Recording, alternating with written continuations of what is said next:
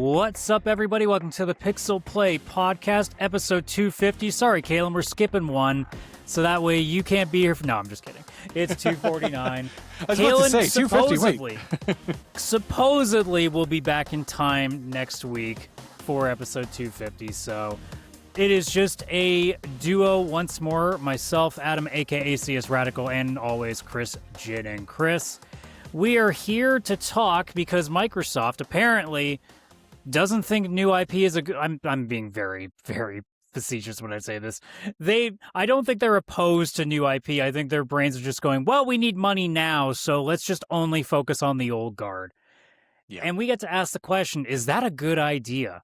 That and more here on the PixelPlay podcast, so don't y'all forget the usual stuff. Don't forget to share this with all your gaming nerdy friends if you want to talk about that. Our link tree, linktr.ee/pixelplay podcast, which has the link to our Discord where you guys can continue the conversation with us there. But obviously, you guys can find us everywhere on any audio platform that you basically use, plus YouTube, where we have the video versions always stored. I think Spotify always does YouTube or video versions now. I don't know if anybody else does, because I don't really engage with podcasts much else other than YouTube for the most part. So I don't. Yeah, I'm not familiar. Not familiar. I used to be. I've just shifted fully to YouTube. So I mean, there's just. I do have way too many other things that, I don't have like 50 other podcasts I can keep track of. I've got like 3 to 5 at most. Yeah.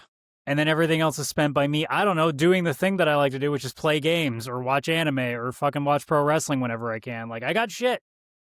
That's true.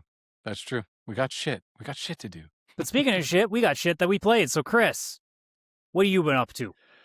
So I've still been playing, what the heck is it called? Gears Tactics. I don't have much to say about it. But there's another game that I did actually play, and it was with a friend of the show, Kevin. It's called We Were Here Forever. And it's actually like a series of games. I was going to say, because I think the first one was just We Were Here, wasn't it? Yeah, the first one was We Were Here. And then I think there was We Were Here 2, but it was like TOO. Yeah. And then there was another one. And then there's this one. And then there's another one called We Were Here Tomorrow that's coming out. And it's more of a futuristic looking one. But the premise of every single game is the same. You are two explorers or two people that are just out in the wilderness and usually like a pretty cold area because you're wearing like really bundled up jackets. You actually can't see anybody's face in the game because you're so bundled up. It's like you're exploring in a very cold climate kind of idea. And the two of you somehow get trapped in what's kind of like a haunted castle with this evil jester that's kind of screwing you all over. For some reason, you were captured, thrown into a prison or whatever, and it's about trying to escape. What makes these games so cool, this one included, and this review is pretty much going to go back through the last 3 of them because I've played all 3 before this one with my friend Kevin, is it's like you can only communicate through a walkie-talkie that's actually pushed to talk. So you can't both talk at the same time. And the only way to escape is by working together on puzzles, but in a situation where you can't even usually see each other. So one person will be in a room. If you're looking at the video right now, you can kind of see that there's like a carpet hanging on a wall that had a bunch of different dots and stuff on it and certain placement. That's probably the solution to a puzzle for a person that's like at the other side of, this room or somewhere really far away who has some sort of a puzzle or safe or something in front of them, but they're looking at it and they don't know how to solve it. So one person on their end usually has to find something that gives the solution or a bit of the solution and communicate over walkie-talkie, describing what they can see only with their voice, because it's the only option that you truly, truly have. So it's kind of cool because one person will be like, all right, I'm looking at a circle. It is 5 dots. There's one at the top it's making like a star shape kind of, and you kind of describe where the dots are. Maybe one of the dots is a different color and you'll be like, the one in the top right of the circle is blue. All the rest are red. Does that mean anything to you? And then the other person over walkie-talkie will be like, actually, yes. I'm looking at a safe, and it only has 5 numbers with an arrow, and I can point it at the number that's in that top right. If you only have one that's blue and the rest are red, then I'll, point at the same one that's blue on your end. And then boom, it opens the safe, and it gets way more complicated from there. Like, that's just a very basic kind of example of this type of game. It is so much fun to play these. I don't know if I could play this with like a random person or log in to play with randoms, because you have no idea the type of person you're going to get and how well they're going to be able to like communicate over walkie-talkie, how to solve certain things and everything. But when you're playing with an actual friend where you kind of already understand each other a little bit, you can actually get through these games and have a really, really fun time with it. Adam, you and me playing this, we would kill it. It would be so much fun. Yeah, like if 'Cause you I- got friends that you would go to escape rooms with, this is like a no-brainer. Yes, exactly. I like it too because I'm not good with scary stuff. I don't play horror games for the most part and all that kind of stuff. This has like just the right amount of scary, where it's like you're in a castle from a long time ago, and there's this evil jester that's kind of following you around. There's the odd little jump scare. You'll go to pick up a book, and it's a little cutscene, and all of a sudden, from like a little hole in the wall, the jester like appears, grabs the book, and pulls it away from you. There's like that kind of stuff, but it's always like very minor. It's like, I almost describe it like slightly kid-friendly jump scares and stuff. But it's not. But I like that it has that little bit of darkness to it instead of it being like overly upbeat or anything like that. Like, it definitely feels like you've been trapped in like a crappy situation, and if you don't get out, you might die. Like, it So really, you're saying really you're does not hit really that. all that interested in playing an amnesia game with your buddy anytime soon. Absolutely not. I own like I don't know how, it must have been a humble bundle. I have like 3 in my Steam library, and I just want to hide them. I just want to get rid of them. Like, I'm never installing these things. It's so stupid. Yeah. But yeah, this game is really, really fun. If anybody has never played this series, you don't have to start with this one. There is no overarching story. It's kind of just the same premise where 2 new people get trapped in the same place that this jester is. So you can always start with the first one and then play from there. I would highly suggest just going with the first one, because I've seen it in like Steam sales and stuff for like a couple dollars at this point. And if you're playing with a friend, you can get through it. I think the first one probably in like 6-7 hours. Like, it's nothing too crazy long, but it is a good time. And I mean, it really depends on how well you're both doing. If you play with somebody who's not great at this, you may have 30 hours of fun gameplay to get through. But yeah. So if I play with my girlfriend, got it. Yeah, maybe. I don't know. But it is a lot of fun. Highly suggest people at least check out this series if they have someone to play with. There's no, I don't think there's any mods, but all the puzzles are like 2 people only. It is only 2 people, and it does have online. So if you don't have a friend, you could absolutely try playing with randoms. I just don't know how well it would go with the nature of it being an escape room, Mm-hmm. Yeah. Alrighty, well, that leaves me. So, I'll start with the obvious thing that Chris already knows about, because Marvel Tokon is coming out in just over a week. I think it's the 6th, if I'm not mistaken. So we're almost there, and I needed some prep ahead of time, so I got myself a little thing. Beauty. I know what it is. Oh, I love it. Heck yeah. Got myself a nice old Mayflash F500 Elite arcade stick, because I've been wanting one of those for a while. Yeah, it's beautiful. Am I good with them? No. No, I could barely, no. So I've been playing a little bit of since Arc System Workers are the ones doing Marvel Tokon. I've been playing a bit of Guilty Gear Strive just to kind of get used to their systems again, because it's been a hot minute. And I shouldn't say I forgot. I've been reminded how much I struggle with those games in general. Fighting games have never been my my strong suit. I love them, but they're also the kind of games where it's very easy for me to just kind of struggle. Yeah. Oh, yeah. Cause yeah, with fighting games you kind of have to get good, and I'm not very good at getting good all the time. No, I'll probably never get good because I only ever play the story, and the challenge doesn't really go beyond that, where if you play online, the challenge can grow and then you would grow with it. But yeah, I don't do that. I mean, I was playing a little bit of arcade, and I didn't have it down all the way to beginner. I had it on to easy because there's 5 difficulties, so I tuned it down 1. And by the time you get towards the near end, my God, if you don't know how to do combos, you're fucked. So I was fucked. Yeah, I know uppercut and downward I was punch. like, I know how to do the special move into like another attack. I can do like 3 hits. If But he not doesn't enough. block them, then in which case I'm fucked. Oh God, this game is beautiful though. God, I love their Well, art and that's style why and I stuff. still can't believe that they're doing a Marvel game because, like, oh my God, ArcSys Yeah. are the masters of 2D fighters, both in terms of how they play and how they look. It's just incredible what they've done with the imagery that they do.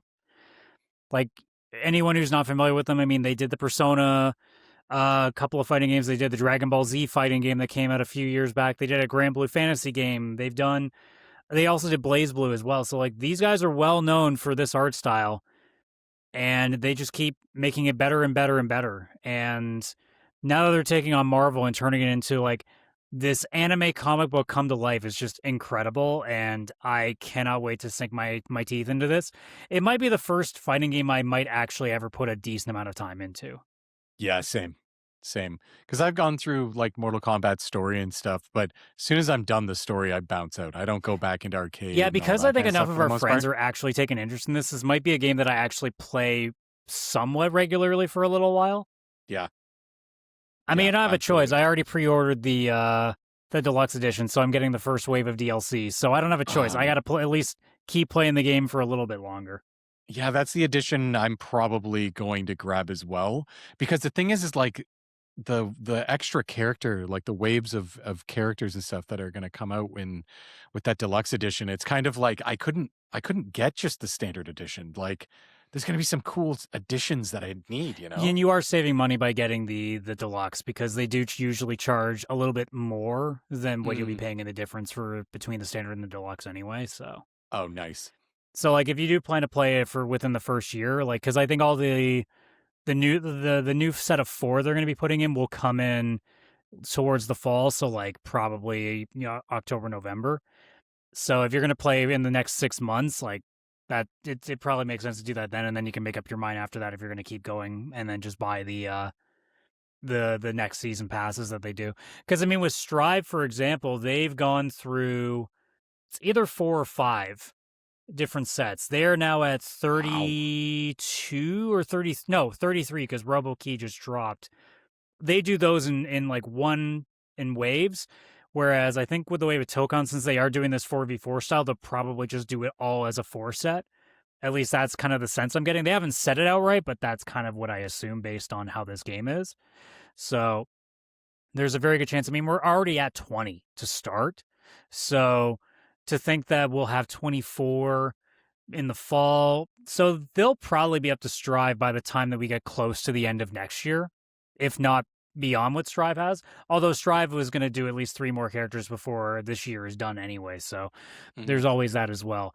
But yeah, I'm super pumped. And I mean, obviously the story is a big part of it because I love Marvel to death. I mean, we're going to be seeing Spider-Man in actually tomorrow by the time this show comes out. Yeah, right. So, yeah, we're kind of suckers for this anyway, and this is just the perfect storm. Like, I went back and actually rewatched my reaction to the trailer.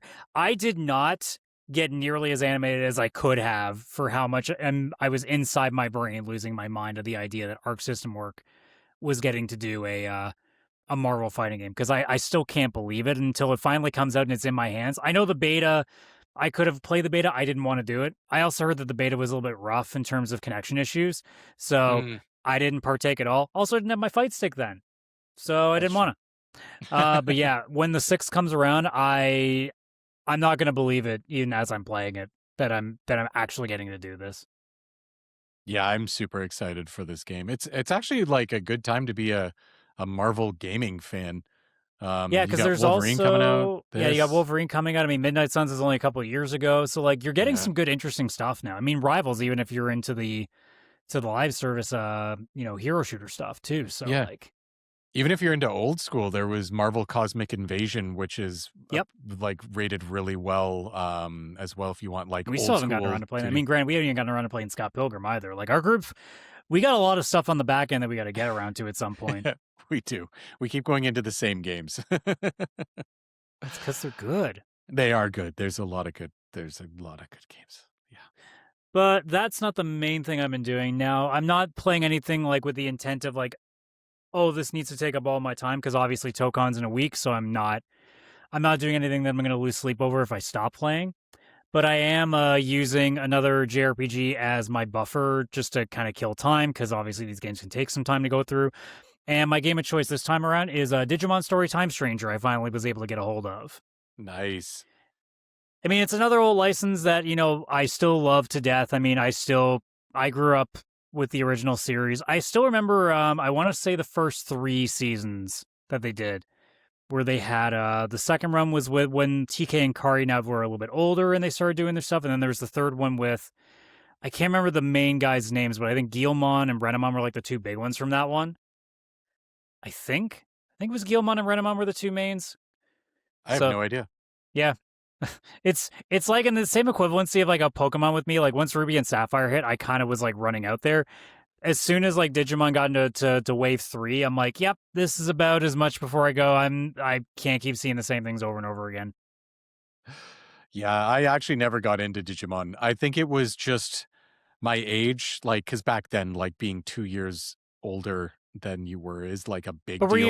you big like on now. Pokemon at the time? Huge on Pokemon until around when Digimon started to come out is when I started to fall out of Pokemon. Mm-hmm. Because like I was into Pokemon for like 2 years. Like it was just like a really strong 2 years, and then you know, Digimon and stuff started coming out, and I bounced kind of out of that type of genre. I came back to Pokemon once I was back in my 20s. I was like, oh, right, stuff is cool, and there's not such thing as being too cool for it. So I did get back into it, but it's not like I started to get into new stuff like Digimon when I got back into Pokemon, because I'd missed a bunch of Pokemons too. I never even played Gold and Silver. Like I never even got into those. Like it was original Pokemon for 2 years, and then Yeah, because with me it was I had the Blastoise, I had Blue when I was a kid, and then I eventually ended up getting Gold, and eventually got Crystal as well. And then I played through, I think it was Ruby, and that was where it was cut off for me. With Digimon here, like with this game, like it's hitting the right notes of like a bit of that nostalgia because I've been so far removed from the franchise. So a lot of this is like, oh man, I remember this guy. Oh, I remember this friggin' dude. Oh yeah, because they evolve into this one. So like my brain's like starting to be like, ooh, this is kind of neat that I remember some of this shit. The game itself is nothing special. Like honestly, like this game is straight up you're gonna grind a lot. Here's a pretty mostly nothing story, but you're just here because you're gonna see all your favorites kind of come up again. I'm actually gonna quickly check the how long to beat for this game because it seems like it's gonna be a long one if I let it. So let's see. Digimon Story Time Stranger. Yeah, it's minimum 42, probably more like 60. And a lot of that is just on the grinding. Now, I have the like special edition, so it gives you a little bit of a better way of grinding faster. They give you a couple of Digimon that can actually help you run through the story quicker. And I am abusing that because I don't want this game to take 60 hours. So I'm obviously not playing it exactly the same way that most people would have at the time, but like, eh. Yeah. I play too much shit to spend on 80 hours of the same thing, and that's what Trails games are for, which, by the way, the second Sky remake is coming out in the fall, so also, yeah. Oh, God, the remake's going to come out before I play the second. I got lapped. That's what you get for taking too long. I do. I might as well just start at the first remake. Play this. You might as well. Twice. Literally, a friend of mine was like, hey, so I'm hearing a lot about this series. Where should I start? It's like, well, it's funny you asked. They literally are remaking the originals right now, so you got a perfect entry point. Yeah. I just said apologies in advance for the massive rabbit hole you're about to go down now. Yeah. Oh, damn it. But yeah, no, this game is perfectly fine. Like, there's nothing crazy about it. Like, the way the system essentially works is that every time you beat one in the wild, you slowly, depending on how their level is, because there are different different evolutions of them. So if you get like the baby versions of them, it's way easier to max out the percentage that you need to summon your own copy of them. But with like other ones that are a little bit higher leveled, you obviously need to beat them way more times in order to be able to summon them at all. You can summon them at 100%, but if you wait till they're 200 at max, they get like bonuses to their stats and stuff. So it actually is beneficial to wait because there are certain evolutions, because not every Digimon has the same, as only evolves into one like a Pokemon would. Some of them have like a limited number, but most of the time they'll have like 3 to 5, maybe even 6 different evolutions that you can branch upon.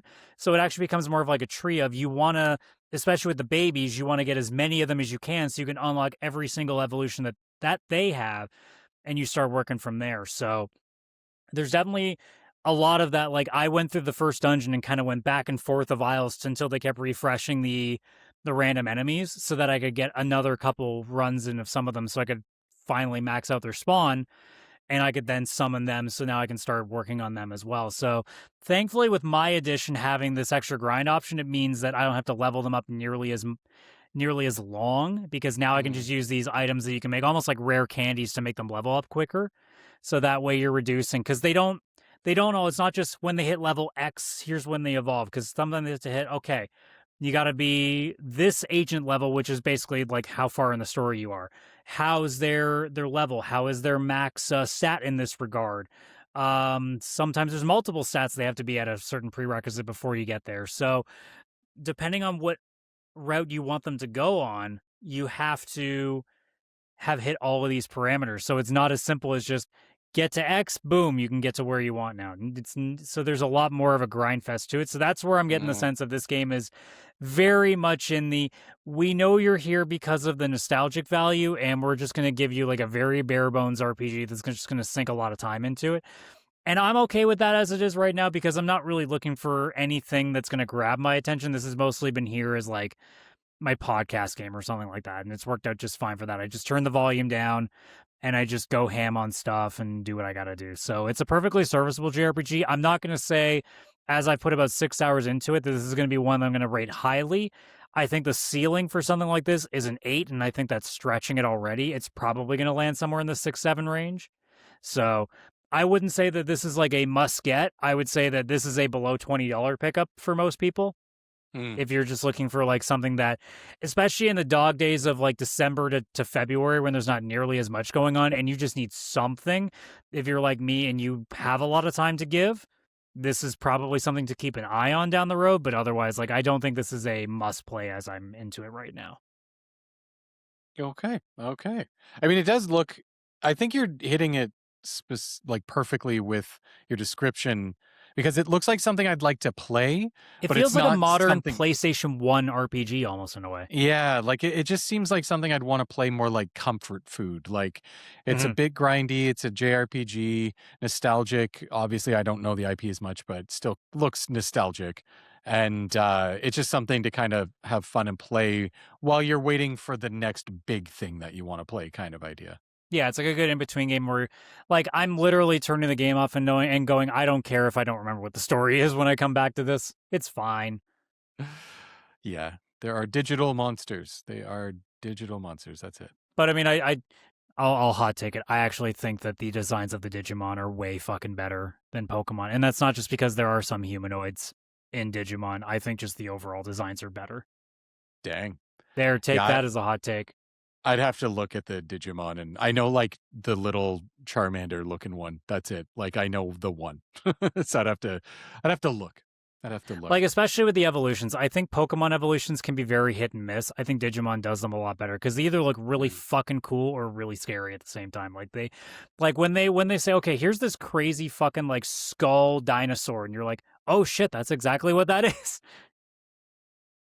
The names are not as great. I'll give Digimon that. The names are not as fantastic. Skull dinosaur. Well, I mean, literally, like one Agumon, which is the dinosaur you're probably referencing, that's kind of like the Charmander's fire spitting one. He evolves into Greymon, which is just a bigger dinosaur with like a skull sort of like mask, like a Cubone almost. Okay. And then there's like Mega Greymon, but also there's Skull Greymon, which is just like the bones version of it. And then there's like Super Duper Mega. No, I'm just kidding. But it's kind of like in that vein where like they they don't quite go into the creative department for naming as much, Yeah, that makes sense. but it's fine.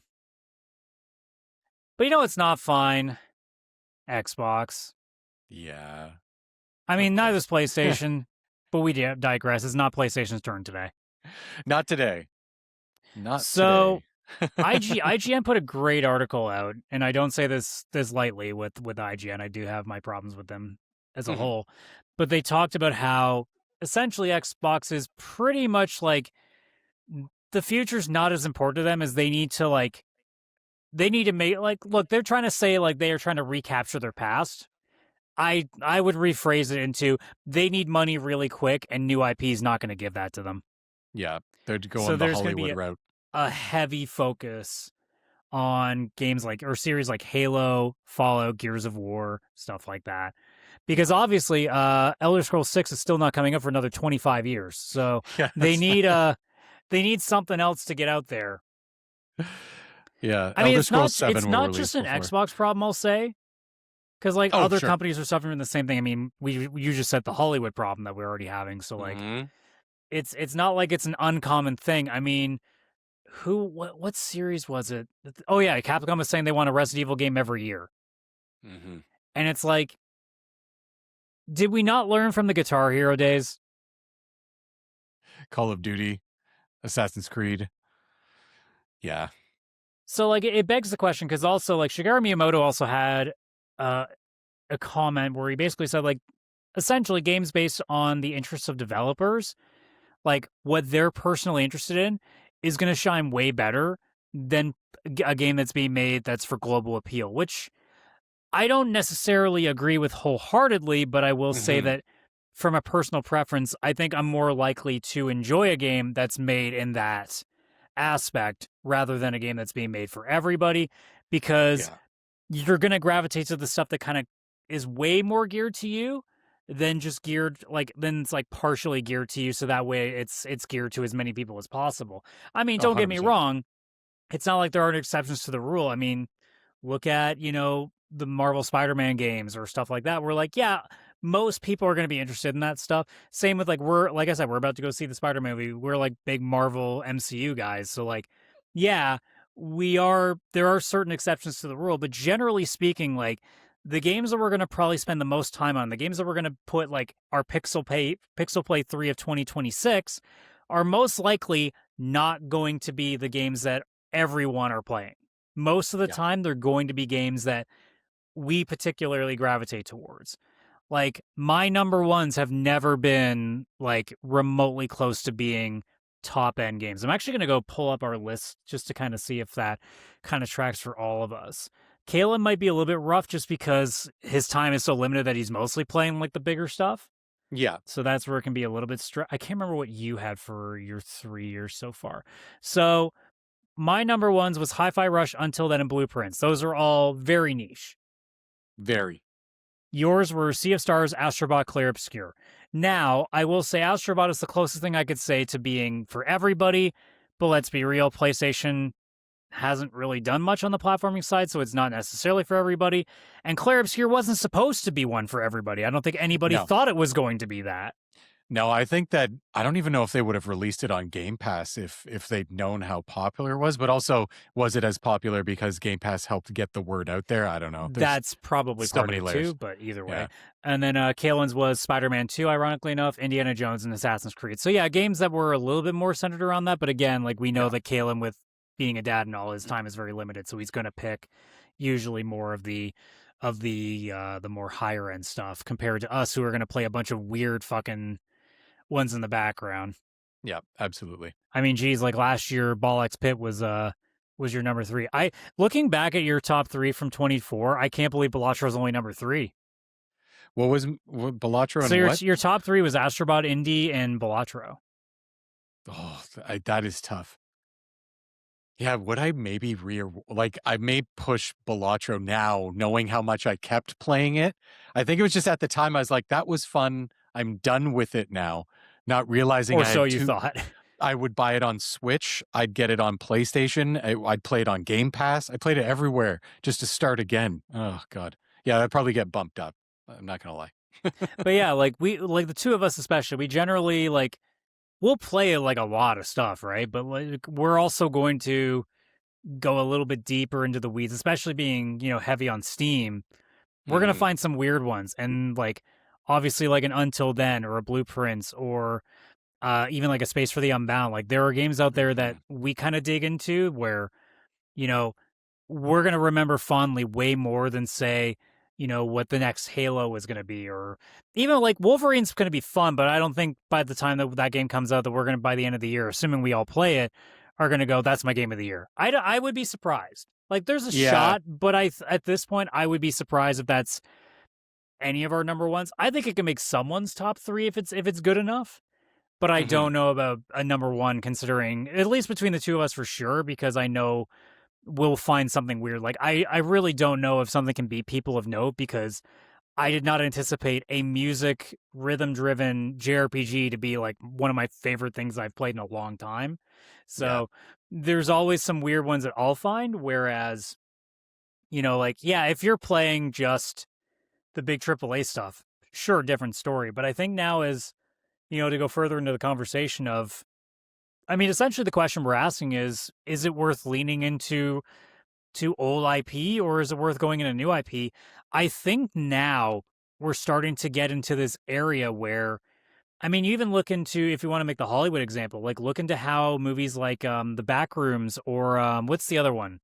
That Obsession. Obsession, where they made fucking bank. Yeah. Yeah. Like 500 million. Like in the way that That like was the Obsession Saw one. made bank the first time. Yeah. I think we're at a point again where in the movies in the movie sphere, like people are looking for something new. I mean, The Odyssey is obviously doing phenomenally well as well. God, that movie's so good. I need to go see that in like an actual like proper like full IMAX, like the big one in Vaughn, like the big Yeah, colossal you one. need to actually see the real one. There's only two real IMAX screens that are the proper correct size, and I think it's Vaughan and Mississauga, Ontario. Whereas around here, there's an IMAX screen, but it's like digital IMAX. It's not like Yeah, the proper one. It was still amazing. That's where I saw it because it's like a 3-month wait to see it on the real screens and stuff. that's the It's thing, insane. right? Yeah. God. But like in the games industry, I think we are seeing like already with the way that people are getting really, really tired of PlayStation and Xbox's antics.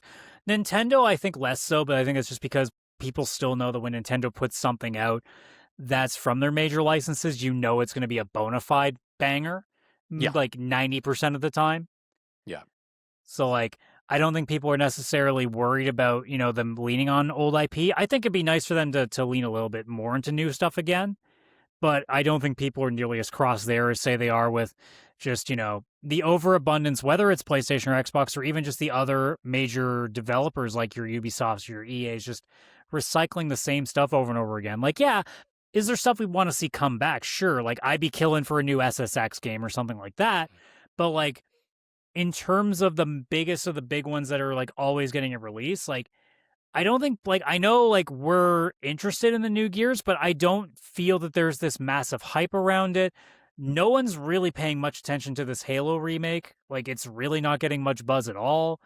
Even Fallout, like the idea that, they're trying to push for Obsidian to make a new one and everybody's like, I mean, yeah, that'd be kind of nice to see New Vegas too, I guess, but like there's definitely not necessarily an apathy, but more of just a exhaustion of of like just old IP just being kind of driven into the ground here that I think people are just it's why like it's so frustrating to people that they can't get a PC right now because they would love to invest into what this crazy ass Steam library that they've heard so much about is.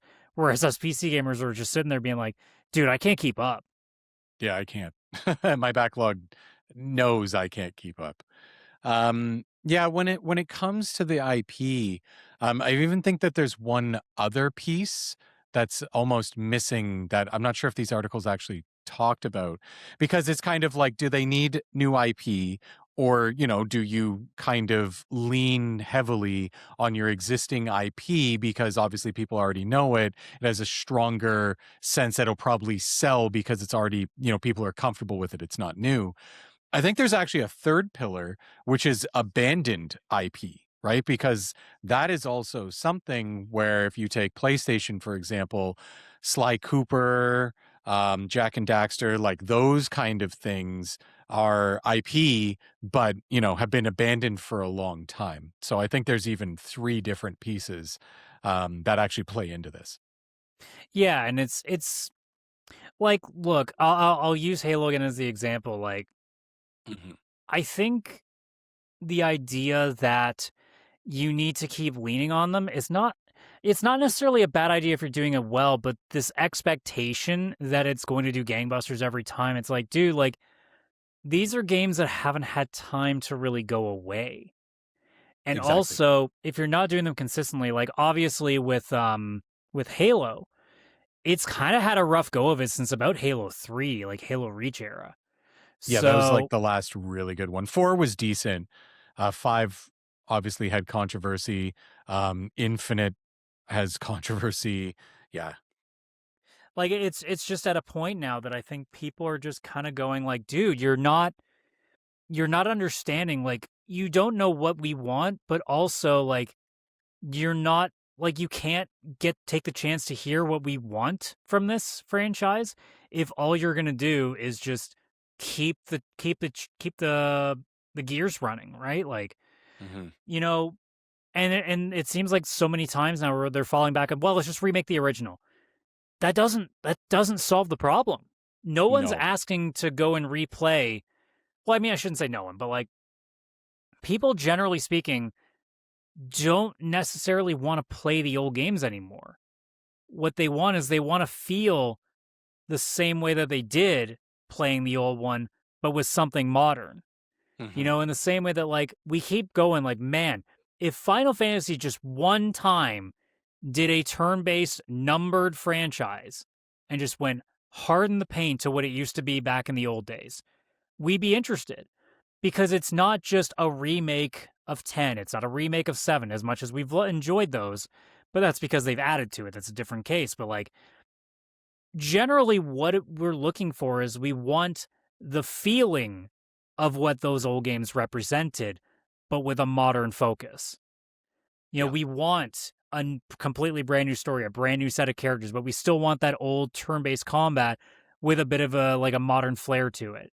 Instead, Square has gone the, oh, so you want action games now, and we're like, no, I mean that's they're not. It's not like it's not a cool idea, but like we'd like you to still do like the crazy high budget, like holy shit, look at how amazing these cutscenes look. Look at the quality of this voice acting. The story is top notch, and it's still turn based. So like Persona games, but like way more in the 3D realm rather than this anime realm that Persona runs in. Hmm. And I mean, like Metaphor's proving that too. Like people are looking for in the JRPG like space, they're looking for modernized turn-based games. And I Yes. think with a lot of these franchises, Halo, Fallout, Gears, like all these shooters, people aren't just looking for, you know, another Halo. They're looking for something that feels like Halo 1 and 2, but is new Halo. And the problem is that with Infinite, for example, they thought, oh, so we just need to make it bigger and open world. And we're like, but that's not what Halo 1 and 2 were. Yeah. Yeah, they definitely misunderstood that one for sure. And I mean, it's like whatever Elder Scrolls ends up being, right? Like people are going to be like, we don't want something like that's just, you know, a rehashing of Skyrim. We want something that makes us feel like it's Skyrim, but something we've never played before. Yeah. Oh, absolutely. Yeah, and to be honest, like I feel like it is a crazy balance act that developers need to kind of figure out, or these companies need to figure out. And you mentioned Capcom because they did mention they want like a Resident Evil remake every single year. I don't think that's the I don't know if they correct way said to do remake it. so much as they just want a Resident Evil like Mm. something. Because as of right now, obviously, regardless of what they might do, Capcom is actually, in my opinion, doing it correctly in the sense of if you take the last few games that I can think of they did, you have Resident Evil 4 Remake, you have Resident Evil 9, and you have Pragmata. They all kind of released Resident Evil 9 and Pragmata really close together, like very, very recent. But you've got a remake of an old game. You have a brand new game in the franchise that is exactly what the fan base and players are looking for, Resident Evil 9. And you've got a brand new IP, which is Pragmata, which is just a complete new game with obviously that Capcom polish. And I think that's exactly how you should kind of do it. You're speaking off people's nostalgia and putting out a remake, which is the easier thing to create. It's already written. Development should be a little bit easier and that kind of stuff. It's more the guaranteed money that isn't going to be, for the most part, I'd assume, going to be like a game of the year type of game. It's just the thing that helps keep the lights on and keeps people interested in a franchise while you work on the new one, which is, again, Resident Evil 9. Much bigger budget, much bigger approach, but a series that obviously everybody already likes still, and obviously they still take good care of. But if those were the only games coming out, Capcom would be getting itself stuck, because then you're just focusing on these same IPs, and all of a sudden you're going down that Hollywood route that we were talking about, where it's just, Jurassic Park 7, where people are like, oh my God, like, you guys aren't even thinking about stuff anymore. You're just throwing out a franchise and assuming it'll do well. Well, it's like what we just mentioned with Marvel games right now, where it's like there's a lot of them. Same with Star Wars too. Like there's a lot of games coming out with that license, but they're not all the same. Exactly. With Star Wars right now, like we obviously have that sort of strategy game that they're kind of developing with what's the name of that again? I'm blanking. The Zero Company or whatever. Yeah, that one. Yeah, it's like the XCOM. But also we got like Galactic Racer. Obviously, there's the Old Republic new game that's coming out. Apparently, there's still a KOTOR remake that we're going to hear about soon. I'll believe it when I see it, but I don't buy it. But like, there's always something else. Like, it isn't just here's another open world shooter. Here's another, like, I guess open world fucking Assassin's Creed game. Like, it's the idea of just there's no differentiation. It's just the same thing over and over and over. Call of Duty, it's the same thing. Sure, there's 3 different teams working on 3 different, franchise. Like there's Modern Warfare, there's Black Ops, whatever Sledgehammer was sometimes doing, like the World War stuff. But it's still the same combat. It's still the same weapons for the most part. It's still the same story structure if you're playing the single player version. It's still the same online stuff. Like they might add a thing here and two there, but it's not.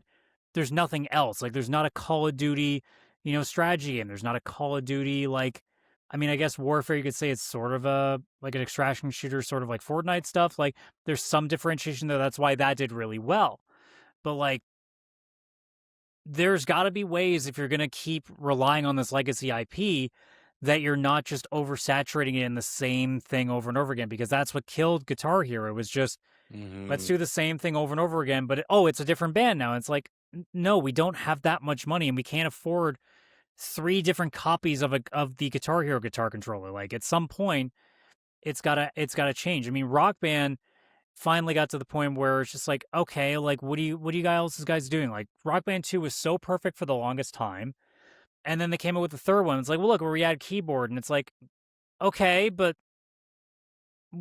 it's just just wait on it. Rocksmith had it right. Rocksmith 2014 was there forever, and now that Rocksmith Plus came out, once Ubisoft was trying to turn that into something, people hated it, and it went immediately away. Like people still make mod content for Rocksmith 2014, and we're talking 12 years later. Like, if something's good enough, people will keep playing it for a while, man. Like, it does. You don't need to just keep putting another rehashing into it. There are still probably people that are playing Skyrim to this day because it's what they do. I don't think necessarily, like, if there was an Elder Scrolls game coming out every 2 years, like, it would be done. Now, granted, it's a little funny when it's the other way around with Elder Scrolls 6 taking as long as it has been, but, and I think that's where you find that fine line as well, of how much you oversaturating that franchise if you're only doing the one thing. And I think that's where Elder Scrolls isn't finding that problem, whereas, say, Fallout's starting to, but it hasn't quite yet. Halo definitely has. And, if it wasn't for Capcom being smart so far with how they're treating Resident Evil, with, the idea that some games have been first person, some games have been third person. They're obviously using Code Veronica now, and it sounds like maybe Outbreak might be coming back at some point. So, like, the fact that they're doing some different tweaks here and there so that it doesn't feel like it's all the same thing every time, that works. Yes. Yeah, that works. And we've seen many franchises not do it correctly. Assassin's Creed got into that really, really hard. Ubisoft, with a lot of their franchises, like that's kind of just what they would do, where they would overly focus on just a couple franchises and not really try anything new. And the Where thing too to before they keep in used mind to. is like we're not saying that they're bad, but what we're saying is like if it's your first time playing Assassin's Creed when you play Shadows, you're probably thinking this is really cool. But if this is your, I don't know, like I don't know how many they've done at this point, but let's say it's your eighth Assassin's Creed game, like at some point you're going, I've done this. Yes, absolutely. Now, I do think that Ubisoft improved with Assassin's Creed because they had to, because it was like every year you were getting one, and they finally slowed it down to like one every couple years. Before Shadows, it was Mirage, which was like a much smaller one. But again, it used to be like every year. And I think when it comes to, having these franchise games and how often they're released and everything and focusing on new IP and everything, you need to have a balance of everything. Definitely, you have to keep your main franchise games because they honestly are your identity.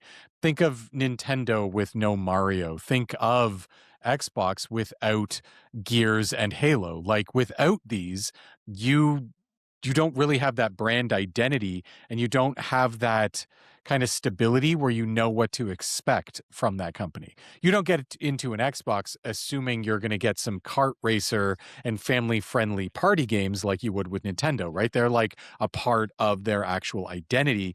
You're going to get the third person or first person like shooter type of games really when it comes to Xbox, right?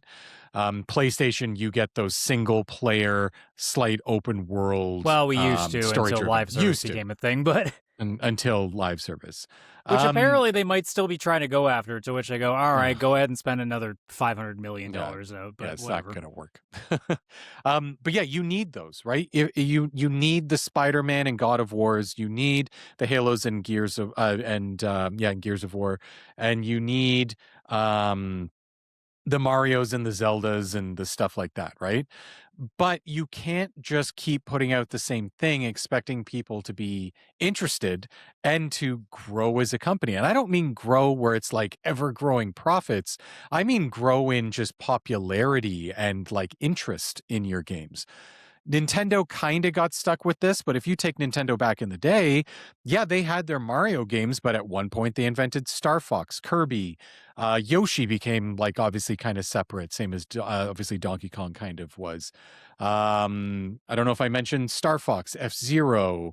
Then you get into the Switch, and really the only new thing I can think of they made was Splatoon, which they've got a new game, Splatoon I was gonna Raiders, say and now they people have are what their enjoying it. fourth game. Yeah. And it's a bit different. It's not just like a like esports kind of game. It's like I don't know what it is. I think it's kind of like a Monster Hunter kind of approach without all the monsters, if that makes sense. Mhm. Um, but Nintendo is kind of getting stuck where they have all these franchises, and even they're kind of getting thrown into like, well, here's a Star Fox remake. Here's Mario Galaxy 1 and 2 remaster. Here's Paper Mario remake. Like there's certain games that they're just starting to put out where it's like, oh, cool, it's just a re-release of something we've already played. And I'm not saying you shouldn't have those because again, they're cheaper to make and they help keep the funding coming in for the other Yeah, I stuff. mean, if they want to put a link to the past remake, I don't think any of us are going to be opposed to that. We're going to be like, yeah, here's some money, go ahead. Exactly. Because like the Link's Awakening remake did fantastic, and I think it's one of the best games they've ever put out. But again, you got to still put out, those kind of remakes or whatever you're going to put out, but put out your main IPs and give them new games, try different things. Microsoft was doing a bit of this, it appears, back in the day. Because again, I'm playing Gears Tactics right now. That's not what the normal Gears of War game was. They saw XCOM. They were like, Gears of War would fit that very I mean, like well. Mario Rabbids for Mario Nintendo. Rabbids, actually, yeah. If you look at that, start trying new things with those IPs, so that way you hit the nostalgia. You have, people coming in wanting to try the new thing with the IPs they already love, but then also do new things, like bring out how PlayStation made Horizon New Dawn. That was a new IP. That was a great game when it released. People loved it. You know, obviously Microsoft was trying some random things. You take South of Midnight, Hi-Fi Rush, that kind of stuff. Obviously they didn't sell as well. But I mean, all of that seems to be more mismanagement and whatnot, but still, at least they're trying new IPs, and you kind of need those things to go alongside. Like, imagine Nintendo releasing a new IP right now, like a big IP where it's like the same effort that they put into their Legend of Zeldas, their Kirby's, their Star Fox. Well, maybe not Star Fox and F-Zero. They haven't touched those in a while.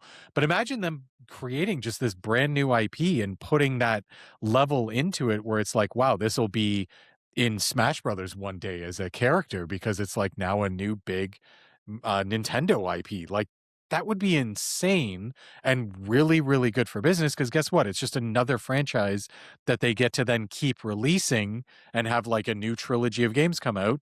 And then guess what? After about 5 years, they can make yet another new IP. If it doesn't do well, so what? You've got those remakes helping fund stuff.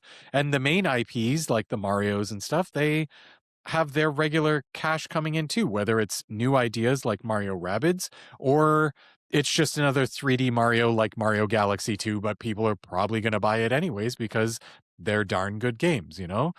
And like I said at the beginning, I think that some IPs have actually gone back and are considered almost new at this point. If a new Sly Cooper game comes out on a PlayStation, that's not going to be like, they're just redoing their old IPs. People are like, finally, they've brought back an IP that's been dead for so long. It basically feels like a new IP again.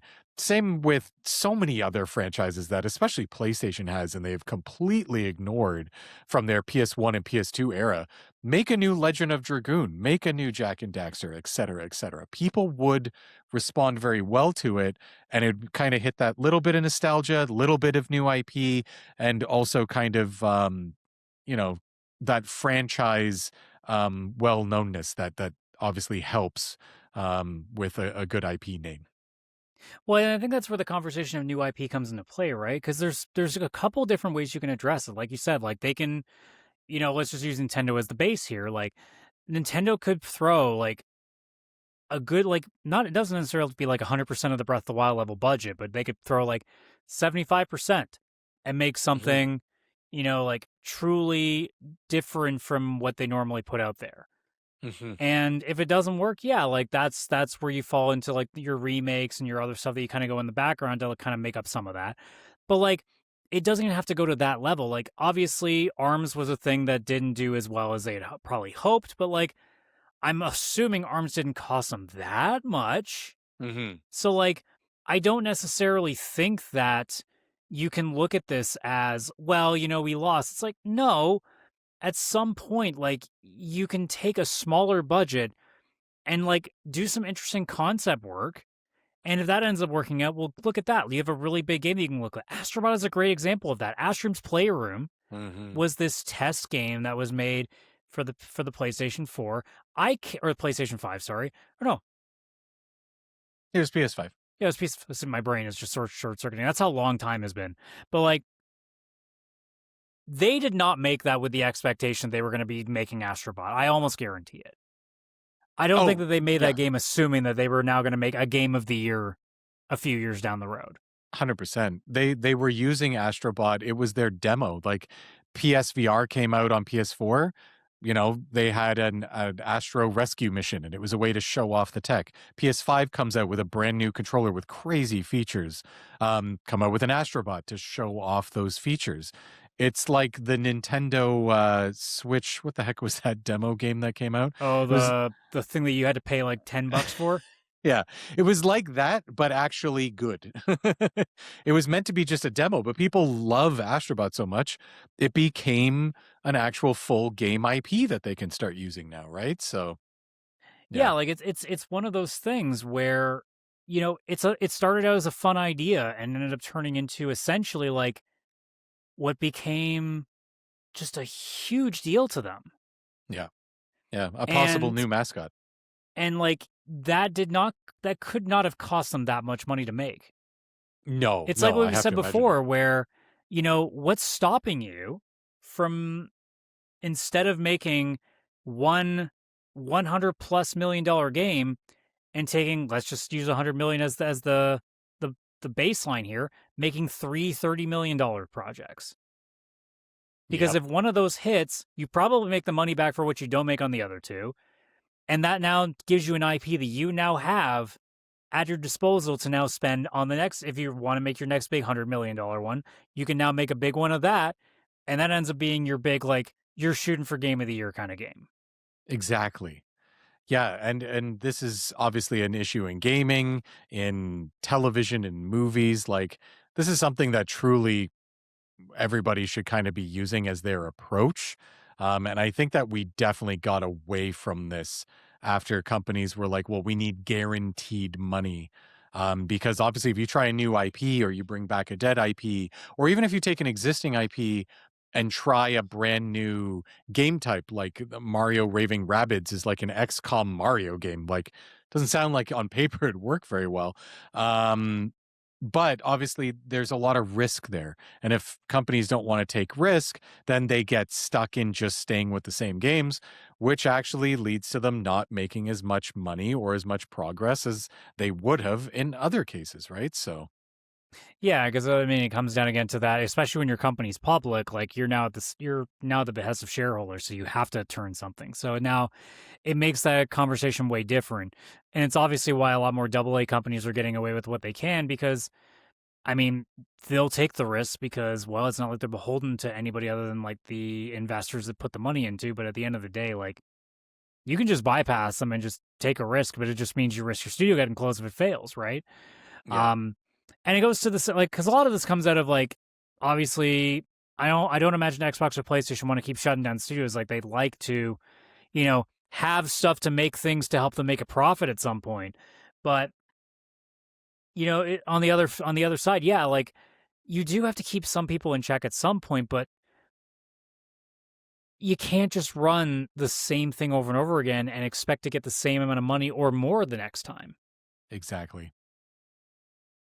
Yeah, because like, you know, I'm excited for the new Gears of War, for example, but that's because there hasn't actually been a new Gears of War released this generation yet. Gears 5 was Yeah, actually an like, there's always Xbox One. exceptions to the rule, right? Like, we keep saying, if PlayStation suddenly, like, here's a new Infamous, we'll be like, fuck yeah, let's go. Oh Here's my a new god, Sly yeah. Cooper, fuck yeah, let's go. Because there's been time. But, like, right now, the prospect of another Horizon game isn't really as interesting to as many people now as it No, would have been, exactly. say, after Horizon Zero Dawn when Forbidden West came out. We're like, oh fuck yeah, more of that. Let's do it. And now that it's been, not that great, you kind of turn around and go, well, we could do something else. Yeah. Like even the like Spider-Man games and stuff, like if you just pump one of those out every year, they're not going to be very special anymore and people are going to get very bored of them. Even like Astrobot, if you have a new one every year, the charm of it wears off. You're kind of like, "Oh, never mind. Like this is just the same thing again. What could they do that shocks me, you know?" Um Yeah, so and I mean, and in some games are going to work a little bit better. I will say that Spider-Man's had a bit of a better shot at cracking, the repetition here because we now have technically at three if you count Miles Morales because it's more of like a Mhm. half. But like all three of them have been perfectly serviceable. I think they've all had good Oh, for sure. stories. I mean, would I put two so high up with everything else? Maybe not, but I'm not saying that it's like not a bad game either. So it goes both ways on that front. I think it really is just dependent on the quality of the game. And then games with story are also going to have a bit of an advantage in that too, because if a game has Mhm. a really good story, like you're going to remember it, even if the gameplay's a little bit samey. I mean, we are JRPG guys. Like we play a lot of games that are very copy and paste. I mean, Oh, shit, 100%. I've played every Trails game up until this point, and it only took until Daybreak for me to kind of go, all right, it's starting to feel a little samey. It's just turn-based RPG. Like it's not that unique. It's not that, it's not a game that you can play for 40 hours and it feels different the entire time. No, but the story is what carries it. Oh, So 100%. there are always going to be exceptions to the rule, but I think generally speaking, with most of the games that Xbox and their situation is especially, you really should probably consider keeping up with some new ideas because Yes. you can't just keep putting up first person shooters and expecting people to be okay with just first person shooters. Oh, 100%.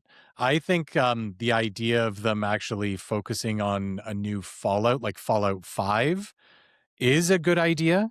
Only because Fallout 4, again, that's like 10 years old. And I think that people kind of want a palate cleanser from freaking Fallout 76, which they've been trying to like keep pumping out and all that kind of And stuff. most people have been a long away from for a while. Yeah. So like I could see like an actual single player Fallout 5, it would hit very much like you would with Elder Scrolls 6. Like I think it would be very, very well received.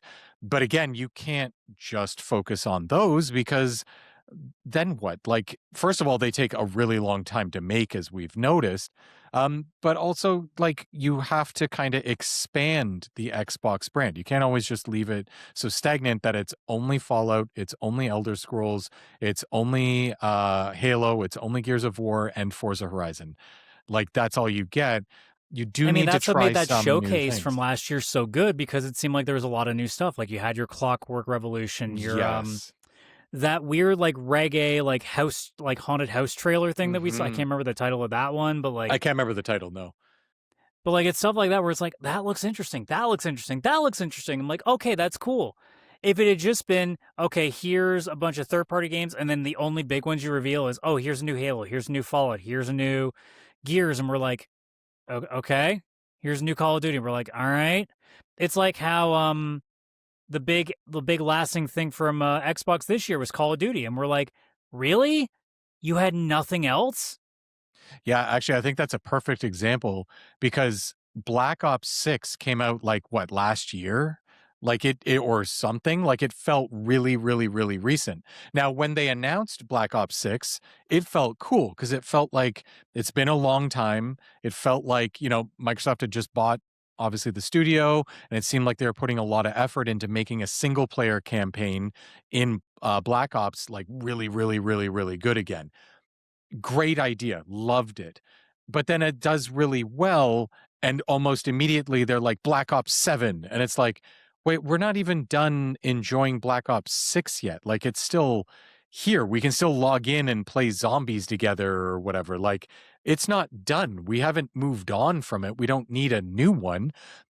Sure, they could have made an expansion or something, sure, for it, but immediately jumping into Black Ops 7 almost seemed tone deaf. Like they're like, Black Ops makes money, we'll make a new one every year again. Like, and it immediately died. Like Black Ops 7, I think, has not been received anywhere near with the same hype that 6 received, for example. So Even an example, I went and played what's the last World War I one they did, or World War II one they did? Oh my god, what's the name of that one? Vanguard? It was Yes, Vanguard a War Vanguard. one? Yeah. I tried playing the story of it, and within an hour, I went, nope. Yeah. It's not interesting. Like it really was like that part again where it's like this feels way too much like everything else. Yeah. Yeah, that's not good. That's not good. And So it just comes down to like, look, there is a balancing act, obviously. Like you can't just only focus on new IP. You can't just only focus on like old legacy stuff. But you got to find a common ground where like, okay, here's the couple legacy ones that we're going to use to make us the big amount of money because we need to start funding some other stuff. But you got to balance that with here's a couple different new IP ideas. Let's bring back a franchise that hasn't seen the light of day in like a decade. Like there needs to be some sort of level of balance of it. It might even be like a good topic someday to actually like go through each individual of the major three, and or even, you can even go beyond that. Like you go to like a Ubisoft or whatever else and say like, okay, what would be a good like next 5 year window? If it like obviously most games take more than 5 years to make now, but we could just say, okay, yeah. if we start from ground zero, what in the next 5 years, like if you could just make games pop in tomorrow, like okay, this comes out year one, this comes out year two, like how would you structure it to make it so that there's a good differentiation between everything? And I think that'd be like a good way of trying to like explain where we kind of stand with it because like it's not that we're not opposed to another Fallout. It's not that we're not opposed to more Mario games. It's that there needs to be something to make us feel like it's not the only thing that they care about. Yeah. Because it's really hard to stay interested in a company if I mean unless it's a company that just makes one thing. Like if your one thing is making this series, cool, go do that. That's your thing. But like if you're an Xbox, if you're a PlayStation, you have multiple studios that can do so many different things. And we only feel like there's like 5 things that you're good for. Like, you got a problem. Yeah. Yeah. You need that extra to kind of go and keep that ever growing interest. The greatest frustration still to this day for me is Hi-Fi Rush. Mm-hmm. Like, almost as soon as that game's out, they close the studio. It's like, you guys finally had something, or a studio at least, that was doing something really interesting that no one else was doing, and you decided, nope, that's just not enough. It didn't make enough money, and we also need to start cutting because our bad decisions have come back to catch up on us. And it's like, all right, well, there goes what your future solution was going to be. Yeah. Oh, 100%. That is my number one with Xbox for sure.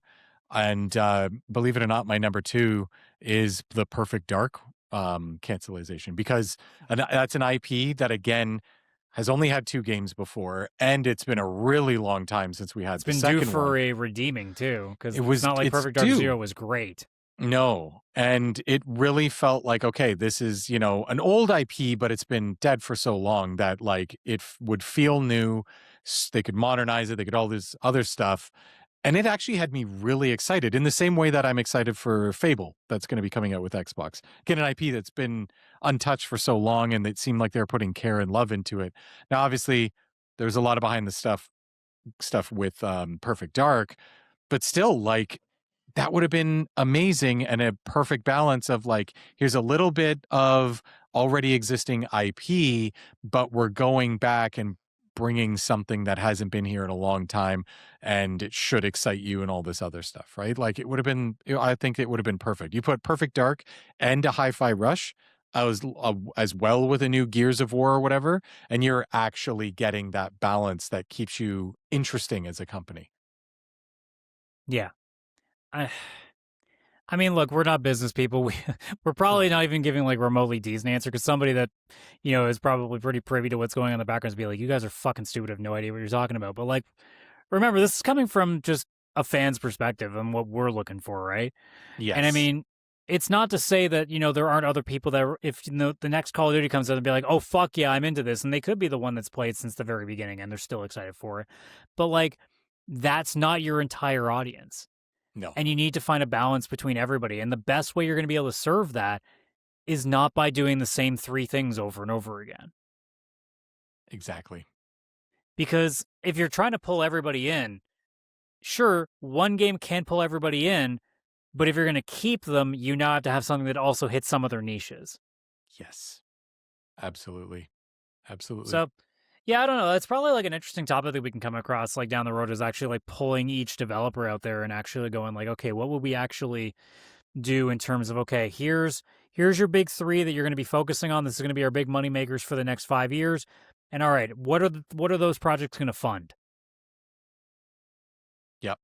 And what Absolutely. would we do personally for that? Man, we would have so much fun with the PlayStation one. Oh, The I stuff would that have we'd be so bringing much. back. Oh, so much fun.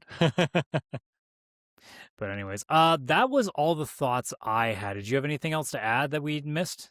No, I didn't. But I love this subject because it is one that I think about often.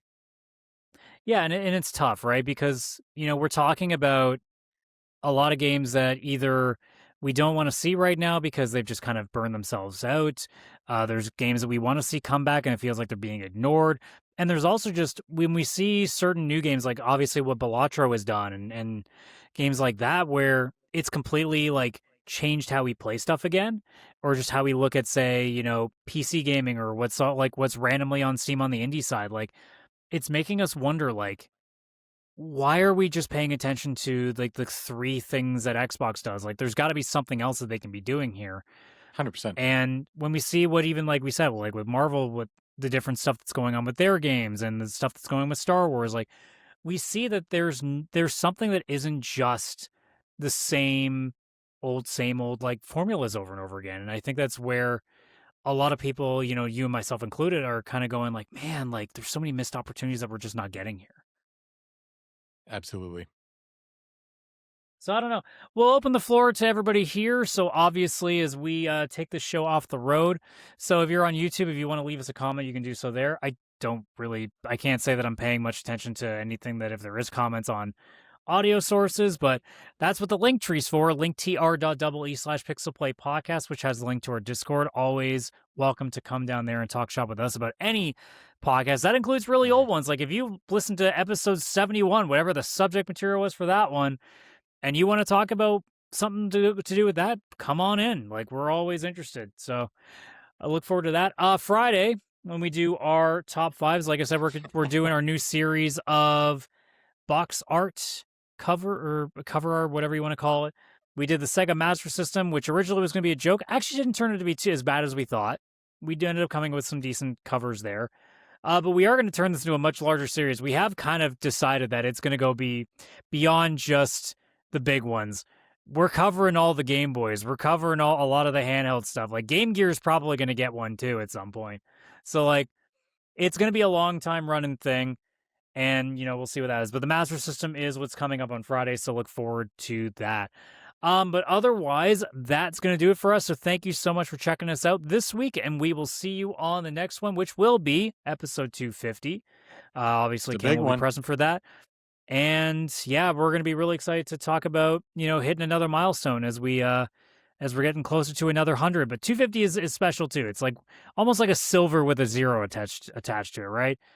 Anything that's like a 25 or something, like, 350 doesn't feel the same, 450 doesn't feel the same, but like 250 is definitely going to, 750 would as well. Like there's something about just 25s that kind of work because of the way that we've kind of decided upon that with society. Like 10, 25, and 50 are always big. Yeah. Oh, yeah. Oh, yeah. So yeah, we're excited for that. But anyways, we will see you on the next one. So take care and bye-bye for now.